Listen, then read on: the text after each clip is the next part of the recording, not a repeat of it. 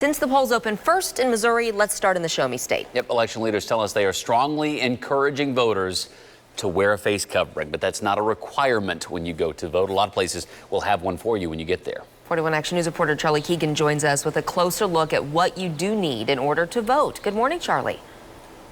Good morning, Lindsay and Taylor. Yeah, the fastest, easiest way to get your hands on that ballot when you come to one of these polling places is to have a government-issued ID, driver's license or passport with you. If you don't have one of those things, though, when you get to your polling location, you can still get your ballot by presenting like a student ID from a Missouri university or tech school, or even if you have a bank statement or utility bill with your address on it. That can also get you your ballot here in Missouri. When I spoke to the director of the elections here, they said that they expect an above-average turnout.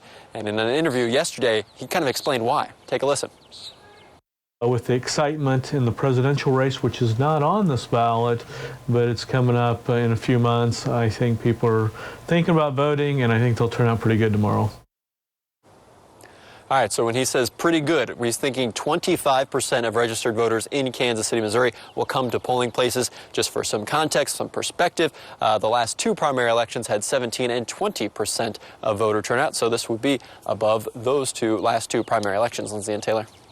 So, Charlie, how have mail-in and absentee ballots factored into that turnout prediction?